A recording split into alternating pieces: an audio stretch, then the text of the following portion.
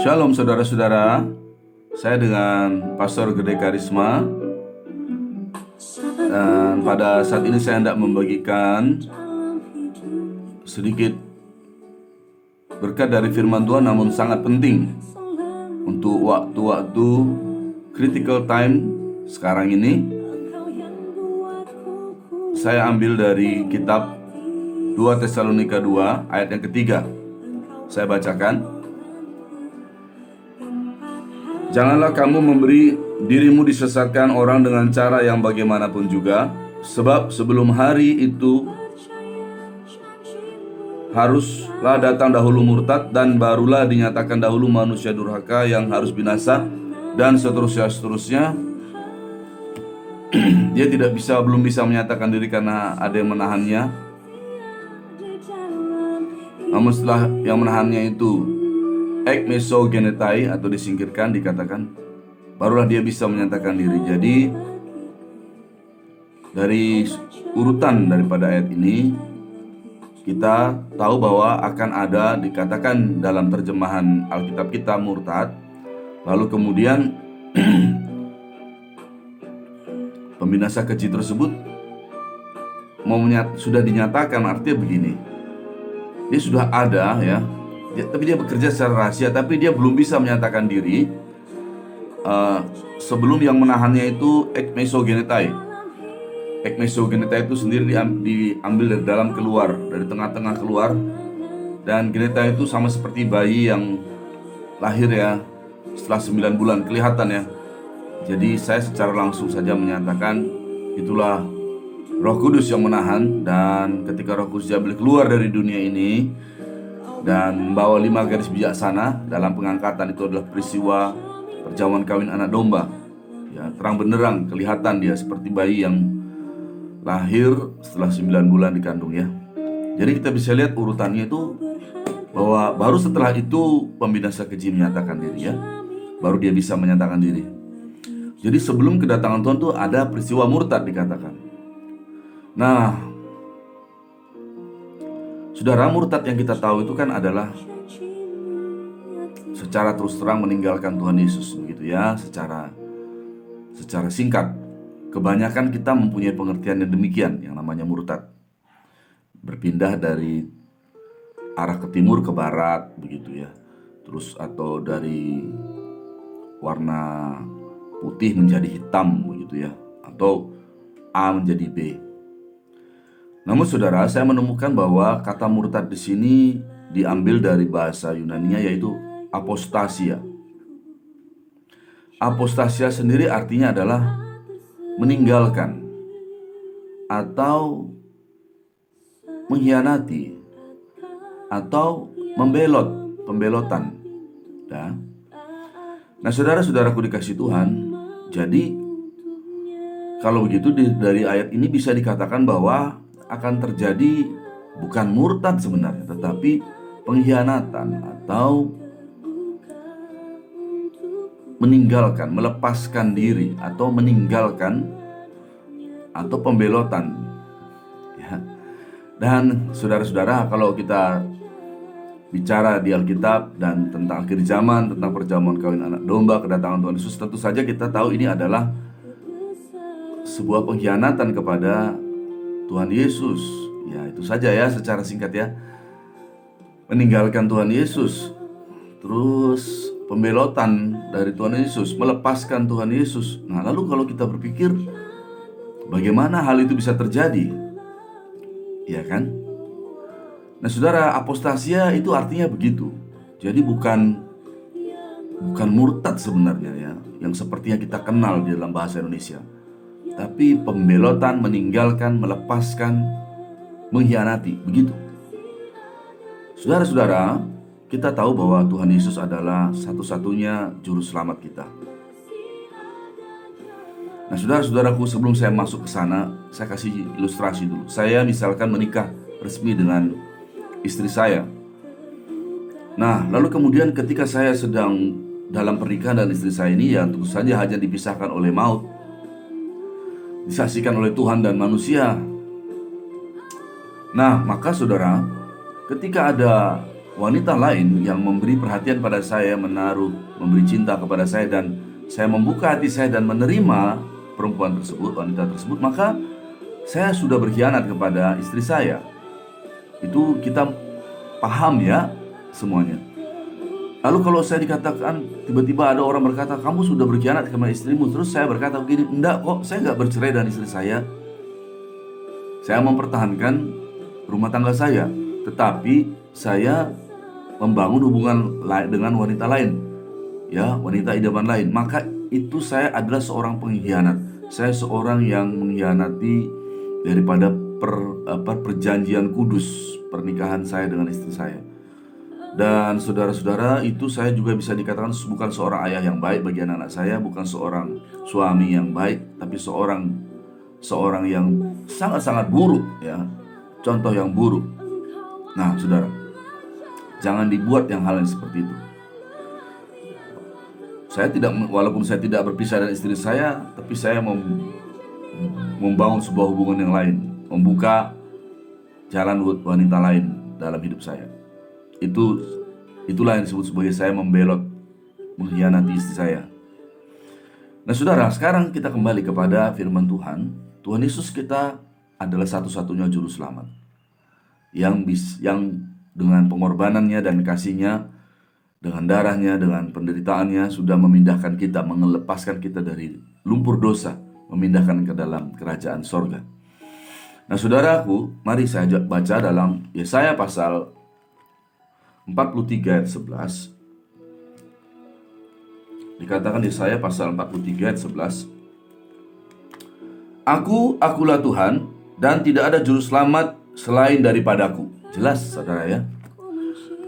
Akulah Tuhan, dan tidak ada juru selamat selain daripadaku.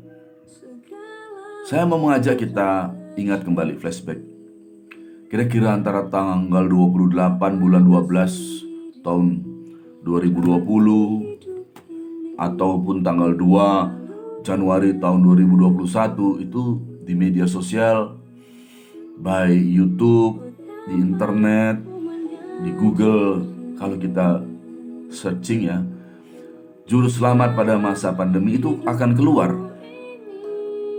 Yang dimaksud dengan juru selamat, saya tidak akan menyatakannya di sini, ya, tapi saya percaya kalau saudara mengerti maksud saya, maka saudara akan menemukan. Saudara, juru selamat itu tidak boleh ada dua, hanya ada satu, dan dia adalah Tuhan Yesus Kristus.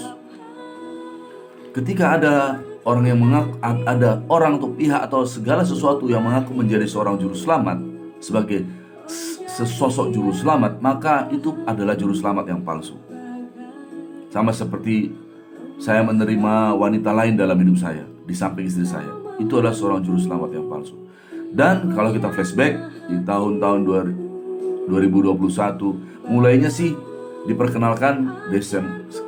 Saya lihat di beritanya ada, kalau saudara lihat, ya, 28 Desember 2020, 2 Januari 2021, ya, menantikan juru selamat, dikatakan di masa pandemi, ya, menyambut juru selamat di masa pandemi. Saudara-saudara, lalu kemudian saya melihat bahwa gereja menaruh karpet merah. Gereja maksudnya organisasi, dan juga banyak gereja menaruh karpet merah untuk yang sudah diberitakan secara umum ini sebagai juru selamat. Saudara-saudaraku dikasih Tuhan, dan itu sudah berlangsung sampai pada hari ini. Maka saudara-saudaraku dikasih Tuhan, saya dengan ini menyatakan bahwa apostasia sudah terjadi, yaitu pengkhianatan kepada juru selamat Tuhan Yesus Kristus. Meninggalkan Tuhan Yesus Kristus, juru selamat yang asli, untuk menyambut juru selamat yang lain yang masuk ke dalam gereja Tuhan. Kalau kita bicara gereja di Alkitab kan bukan organisasi sebenarnya, kumpulan orang percaya. Dan itu adalah kata apostasia, artinya mengkhianati, meninggalkan, melepaskan, membelot. Oleh sebab itu, saudara-saudara, Kalau dikatakan murtad sudah terjadi, maka semua kita, orang-orang akan berkata, di mana murtad? Tidak ada kok, kami tetap merayakan Natal, kami tetap mengasihi Tuhan Yesus. Saudara paham maksud saya? Karena memang kata yang ditaruh di sana adalah apostasia. Sedangkan arti dari apostasia sebenarnya adalah meninggalkan, melepaskan, mengkhianati, membelot. Jadi bisa saja seperti yang saya buat tadi ilustrasi. Saya masih istri sah, saya masih istri saya, tapi saya sudah mengkhianati dia. Nah, saudara-saudara, kita mungkin masih ada di dalam gereja. Anak-anak Tuhan sepertinya gereja dan berdoa supaya semua kembali pulih. Tentu saja itu adalah sebuah doa ya. Tapi kita harus mengenali zaman di akhir zaman ini. Bapak Ibu, saudara-saudaraku, bahwa tanda-tanda kedatangan Tuhan sudah banyak yang digenapkan. Dan saudaraku, saya berkata kepada semua kita bahwa tanda binatang sudah beredar di seluruh dunia. Sebabkan tidak bisa jual dan beli. Kan sederhana. Apa ciri tanda binatang? Tidak bisa jual dan beli bila diterapkan tanda binatang tersebut. Dan saudara-saudaraku dikasihi Tuhan, juru selamat palsu inilah sebenarnya adalah tanda binatang itu, saudara-saudara.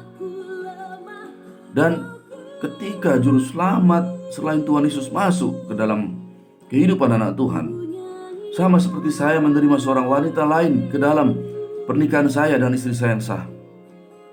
Walaupun pernikahan saya itu ada surat nikahnya, tapi saya sudah berkhianat. Apostasia sudah terjadi dalam pernikahan saya. Saudara-saudara, tahukah saudara, apostasia itu ada satu kata lagi dalam bahasa Yunani, namanya apostasion.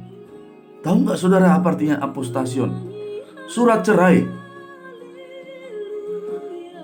Saudara, bagaimana menghubungkan surat cerai dengan murtad? Sulit bukan? Tapi kalau surat cerai dihubungkan dengan pengkhianatan, meninggalkan, pembelotan, terus apa lagi? Melepaskan, bisa. Jadi itu sudah resmi, saudara. Apostasion adalah surat cerai artinya. Jadi saudara-saudaraku yang dikasihi Tuhan, apostasia sudah terjadi di dunia ini. Dan Alkitab berkata, setelah apostasia ya, maka dikisahkan bahwa kegiatan ataupun pembinasa keji pendurhaka tersebut sudah dinyatakan ada dalam dunia ini, kan begitu. Tapi masih bekerja secara rahasia. Masih ada yang menahannya, Roh Kudus yang bekerja dalam orang percaya, dalam kita. Sampai Roh Kudus tersebut dan 5 garis bijaksana, ek meso genetai, diambil, disingkirkan, dipakai kata disingkirkan, tapi itulah diambil dari tengah-tengah dunia ini, diambil dari tengah-tengah di dalam dunia ini, tampil seperti diberi panggung, saudara. Perjamuan kawin anak domba adalah yang paling megah. Ya, bahkan dikatakan orang yang menikam Tuhan Yesus akan melihat Tuhan Yesus datang di awan-awan. Bukan hanya kita yang akan menyaksikan perjamuan kawin anak domba, kedatangan Tuhan di awan-awan. Orang mati pun melihatnya semuanya. Dan satu peristiwa besar sebelum itu terjadi adalah apostasia. Dan apostasia sudah terjadi. Kalau dikatakan murtad, semua orang berkata gini, murtad belum ada kok, gak usah khotbah begitu, pastor gede karisma, Tuhan Yesus masih lama mau datang, murtad belum ada kok. Ya benar, tapi apostasia sudah terjadi. Bahkan sudah 2 tahun, saudara-saudara. Jalan keluarnya saya sekarang berkata kepada semua anak-anak Tuhan, bila pendeta saudara tidak mengajarkannya, gereja saudara tidak mengajarkannya, sudah dengarkan dari firman Tuhan. Semua anak-anak Tuhan ya, berlarilah pada Tuhan Yesus sekarang juga. Bertobatlah kepada Tuhan Yesus dimanapun saudara mendengarkan video ini.